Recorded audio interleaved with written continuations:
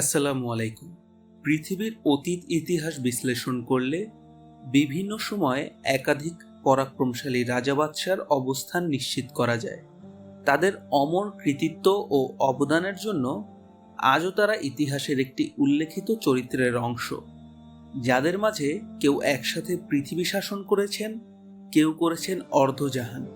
তবে ইতিহাস বিশ্লেষণের মাধ্যমে এমন চারজন বাদশার নাম উল্লেখ পাওয়া যায় যারা সমগ্র পৃথিবী একসাথে শাসন করেছিলেন। তাদের আধিপত্য বিস্তার লাভ করেছিল সর্বত্র। পৃথিবীময় প্রভাব বিস্তারকারী এই চারজন বাদশার মাঝে দুজন ছিলেন খোদাভীরু ও সৎ বাদশা, অপর দুজন ছিলেন মহান আল্লাহর একত্ববাদে অবিশ্বাসী ও সীমা লঙ্ঘনকারী। যে দুইজন বাদশাহ মহান আল্লাহর একত্ববাদে বিশ্বাসী ছিলেন তাদের মধ্যে উল্লেখযোগ্য একজনের নাম জুলকারনাইন এবং অপরজন ছিলেন দাউদ আলাহিসাল্লামের পুত্র সুলাইমান আলাহিসাল্লাম, যিনি একাধারে আল্লাহর একজন প্রেরিত দূত এবং বাদশাহ ছিলেন। তবে জুলকারনাইন মহান আল্লাহর প্রেরিত কোনো নবী কিংবা রাসূল অথবা কোনো ফেরেশতা ছিলেন কিনা সে বিষয়ে ঐতিহাসিকদের মাঝে মতভেদ বিদ্যমান। ট্রুথ ইসলামিক ইনসাইডের আজকের ভিডিওতে আমরা বাদশাহ জুলকারনাইনের পরিচয় আলোচনাপূর্বক তার সম্পর্কে বর্ণিত ইতিহাস ও কোরআনের আয়াত বিশ্লেষণ করব ইনশাআল্লাহ। পবিত্র কোরআনে জুলকারনাইনের 3টি অভিযানের বর্ণনা করা হয়েছে, যার প্রথমটি তিনি পশ্চিম দিগন্তে পরিচালিত করেছিলেন। এক পর্যায়ে সে সমুদ্র কিনারে এসে পৌঁছায়, যেখান থেকে সামনের দিকে শুধুই পানি দেখা যাচ্ছিল এবং সূর্য সেই পানিতে অস্তমিত হয়ে যাচ্ছিল, কেননা কোনো মানুষের সূর্য অস্তমিত হওয়ার স্থানে পৌঁছানোর ক্ষমতা নেই। অতঃপর যখন জুলকারনাইন এক জালিম ও অবাধ্য সম্প্রদায়ের সম্মুখীন হলেন, আল্লাহ তাআলা তাকে জানালেন যদি সে চায় তাদেরকে শাস্তি প্রদান করতে পারে, আবার যদি সে চায় তাদেরকে ক্ষমা করে দিতে পারে। এটা পুরোপুরি তার সিদ্ধান্তের উপর ন্যস্ত থাকবে। অতঃপর জুলকারনাইন সিদ্ধান্ত নিলেন যারা কুফরি করবে এবং সঠিক পথ অবলম্বন করবে না তাদেরকে শাস্তি প্রদান করা হবে, তাদেরকে রবের নিকট প্রেরিত করা হবে। অতঃপর তাদের রব তাদের জন্য নিশ্চিত শাস্তির ব্যবস্থা করে রেখেছেন, যা তারা ভোগ করবে। আর যারা সঠিক পথ অবলম্বন করবে তাদের জন্য রয়েছে বিশেষ কল্যাণ, তাদেরকে তিনি সহজ কাজের নির্দেশনা প্রদান করবেন। অতঃপর সেই জাতির সাথে তিনি সেইরূপ ব্যবহারই করেছেন। তার দ্বিতীয় অভিযানটি ছিল পূর্ব দিগন্তে। এমত অবস্থায় চলতে চলতেই এমন এক জাতির সামনে উপস্থিত হলেন, সে জাতি ও সূর্যের মাঝে পার্থক্য তৈরিকারী কোনো পর্দা ছিল না। এ বিষয়টি নিয়ে বেশ কয়েকটি মতামত রয়েছে। কারো কারো ভাষ্য মতে তারা একটা যাযাবর প্রকৃতির জাতি ছিল, যাদের মাঝে পোশাক পরিধানের কোনো জ্ঞান ছিল না, তাই সূর্যের আলো সরাসরি তাদের শরীর স্পর্শ করত এবং তাদের প্রকৃতি বর্ণনা করতে গিয়ে এমনটিও উল্লেখ পাওয়া যায় যে সূর্যের আলো সরাসরি তাদের চামড়া স্পর্শ করার কারণে তাদের চামড়ার বর্ণ কিছুটা বাদামি রঙের ছিল এবং তারা বেটে প্রকৃতির লোক ছিল। অপর এক বর্ণনায় পাওয়া যায় সেখানে কোনো প্রকার গাছপালা ছিল না, যার কারণে সূর্যের আলো সরাসরি তাদের উপরে পড়েছিল এবং তাদের বসবাসের জন্য কোনো প্রকার আবাসস্থল বা বাড়িঘরও ছিল না। হযরত হাসান রাদিয়াল্লাহু তাআলা আনহু এর বর্ণনা মতে তাদের নির্দিষ্ট কোনো বাসস্থল ছিল না। সূর্য উদয়ের সাথে সাথে তারা পানিতে নেমে পড়ত এবং অস্তমিত হওয়ার সাথে সাথে জমিনে ছড়িয়ে পড়ত। তাদের প্রধান খাদ্য ছিল মাছ, যা তারা দিনের আলো থাকা অবস্থায় শিকার করত। কাতাদা রাদিয়াল্লাহু তাআলা আনহু তাদেরকে বর্বর ও অসভ্য জাতি হিসেবে উল্লেখ করেছেন। ইমাম ইবনে জাবির রাদিয়াল্লাহু তাআলা আনহু বর্ণনা করেন সেখানে কোনো প্রকার প্রাচীরই নির্মাণ হয়নি, সুতরাং তাদের কোনো ঘরবাড়িও ছিল না। যেই কারণে মহান আল্লাহ তাআলা পবিত্র কোরআনে সরাসরি উল্লেখ করে বলেন, চলতে চলতে জুলকারনাইন এমন এক সম্প্রদায়ের নিকট পৌঁছালো যাদের উপরে সূর্য উদিত হচ্ছিল, অথচ আমি সূর্যের তাপ হতে রক্ষা পাওয়ার জন্য তাদের মাঝে কোনো অন্তরায় সৃষ্টি করিনি। তাফসিরের বর্ণনা মতে জুলকারনাইনের তৃতীয় অভিযান সংগঠিত হয়েছিল তুরস্কের দিকে, আর তৃতীয় অভিযানটি ছিল পাহাড়ে গিরিপথে। গিরিপথটি এমন এক জায়গায় অবস্থান করছিল যার দুই প্রান্তে দুটি জাতির বসবাস ছিল। তাদের মাঝে এক প্রান্তে ছিল ইয়াজুজ ও মাজুজ, যারা অত্যন্ত ধ্বংসাত্মক ও উগ্র স্বভাবের।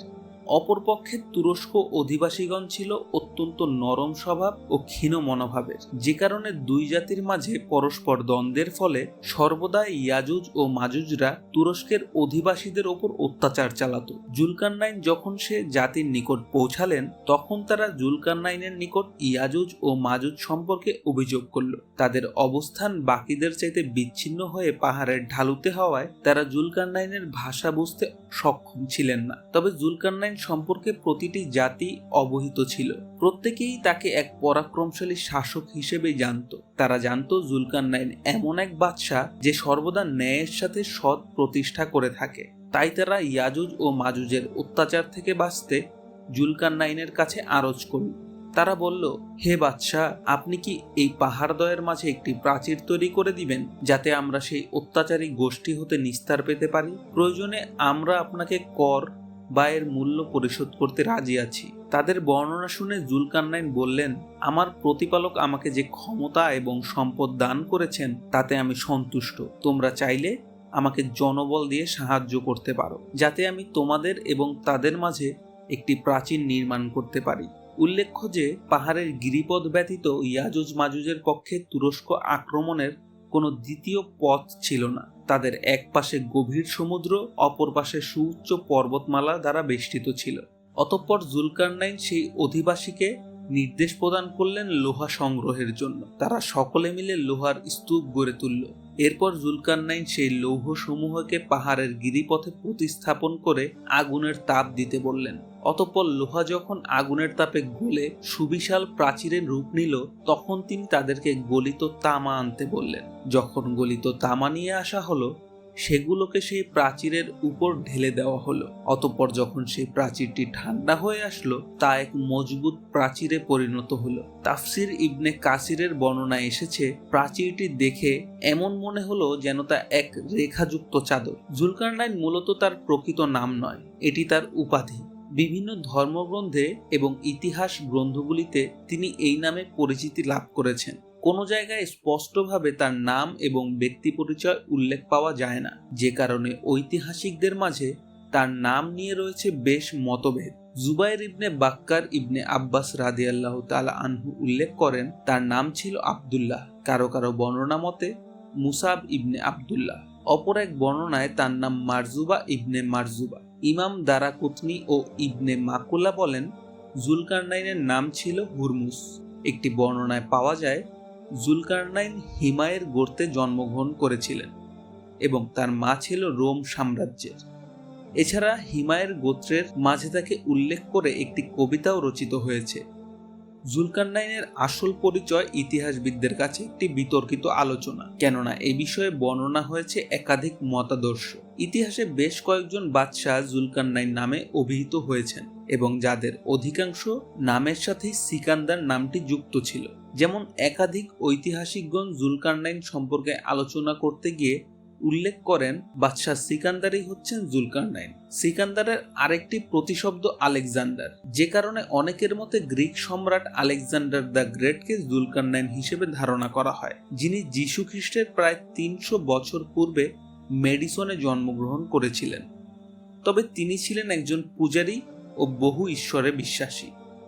অপরদিকে কোরআনে বর্ণিত জুলকারনাইন ছিলেন এক আল্লাহর একত্ববাদে বিশ্বাসী। তিনি আল্লাহর দ্বীন ও সত্য প্রতিষ্ঠার জন্য বিভিন্ন অভিযানে অংশগ্রহণ করেন এবং তার শাসনকাল ছিল ইব্রাহিম আলাইহিসসালামের যুগে। জুলকারনাইন হযরত ইব্রাহিম এবং ইসমাইল আলাইহিসসালামের সাথে কাবা তাওয়াফ করেন। তার প্রতি সন্তুষ্ট হয়ে তারা জুলকারনাইনের জন্য দোয়া করেন। অপর এক বর্ণনায় পাওয়া যায় তার প্রতি সন্তুষ্ট হয়ে সম্পদের দশমাংশ উপঢৌকন প্রদান করেন। ইবনু আসাকির রহমাতুল্লাহির এক বর্ণনায় তিনি বলেন জুলকারনাইন দাউদ আলাইহিসসালামের 740 বছর পর এবং আদম আলাইহিসসালামের 5181 বছর পর জন্মগ্রহণ করেন এবং তিনি 32 মতান্তরে 36 বছর জীবিত ছিলেন। তিনি দীর্ঘ 16 বছর পৃথিবীর অধিকাংশ জায়গায় একসাথে শাসন করেছেন। তার উজির ও সেনাপ্রধানের দায়িত্ব পালন করতেন হযরত খিজির আলাইহিসসালাম। জুলকারনাইন আল্লাহর প্রদত্ত কিছু বিশেষ ক্ষমতার অধিকারী ছিলেন। তিনি প্রত্যেকটি জাতির লোকদের কথা বুঝতে পারতেন। তিনি কোনো অভিযানে কোথাও গেলে সেখানে লোকদের সাথে তাদের ভাষায় কথা বলতেন। তার যাতায়াতের বাহন হিসেবে মেঘমালাকে মহান আল্লাহ তার অনুগত করে দিয়েছিলেন। জুলকারনাইনের কাছে মহান আল্লাহর দিক নির্দেশনা ছিল। তিনি যেখানে যেতেন এক আল্লাহর একত্ববাদের দাওয়াত দিতেন এবং তার দিনকে প্রতিষ্ঠা করার চেষ্টা করতেন। তিনি ছিলেন এক মহান আল্লাহ বিশ্বাসী এবং পরহেজগার বান্দা। অনেক ঐতিহাসিকগণ মনে করেন তিনি একজন নবী বা রাসূল ছিলেন, তবে এ বিষয়ে কোনো সুস্পষ্ট প্রমাণ মেলে না। কোরআনে বর্ণিত জুলকারনাইন এবং জুলকারনাইন উপাধিপ্রাপ্ত আলেকজান্ডার দ্য গ্রেট একই ব্যক্তি নন, তবে তিনি কে ছিলেন, কি ছিল তার পরিচয়, এ বিষয়ে একমাত্র মহান আল্লাহ সর্বোত্তম জ্ঞানী। কিন্তু তিনি জুলকার নামে অভিষিক্ত হওয়ার পেছনেও ঐতিহাসিকদের মাঝে রয়েছে বেশ মতানৈক্য। বিভিন্ন ঐতিহাসিকগণের মতে তার মাথায় দুটি শিং ছিল, যে কারণে তাকে জুলকারনাইন নামে অভিহিত করা হয়। আহলে কিতাবদের মতে তিনি একই সাথে রোম ও পারস্য উভয় সাম্রাজ্যের বাদশা ছিলেন, যে কারণে তাকে জুলকারনাইন উপাধি প্রদান করা হয়। আবার অনেকের মতে তিনি পূর্ব ও পশ্চিম দিগন্তের মধ্যবর্তী সকল স্থানে অভিযান পরিচালনা করেছিলেন, যেটি তার জুলকারনাইন নামকরণের অন্যতম কারণ। সুবা আল কাসিম, আবু তুফাইল এবং ইমাম সাওরিয়ের মতে হযরত আলী রাদিয়াল্লাহু তাআলা আনহু থেকে এক বর্ণনায় পাওয়া যায়, তিনি উল্লেখ করেন, একদা জুলকারনাইন একটি পরাক্রমশালী সম্প্রদায়কে আল্লাহর দিকে আহ্বান করেন। তারা তার একটি শিংয়ের উপর আঘাত করে। অতঃপর জুলকারনাইন মারা যান। মহান আল্লাহ তাকে পুনরায় জীবিত করেন এবং তিনি পুনরায় সেই সম্প্রদায়কে আল্লাহর দ্বীনের পথে আহ্বান করেন। অতঃপর সেই সম্প্রদায় পুনরায় তার অপর শিংয়ে আঘাত করে। তিনি পুনরায় মৃত্যুবরণ করেন। আর এ কারণেই তাকে জুলকারনাইন বা দুই শিং বিশিষ্ট উপাধিতে ভূষিত করা হয়। তবে বিভিন্ন ধর্মগ্রন্থে তার বর্ণনায় উপাধি নাম ব্যবহার করা হয়েছে, কোথাও তার প্রকৃত নামের উল্লেখ পাওয়া যায়নি। এমনকি পবিত্র কোরআনেও তাকে জুলকারনাইন নামে মহান আল্লাহ উল্লেখ করেছেন।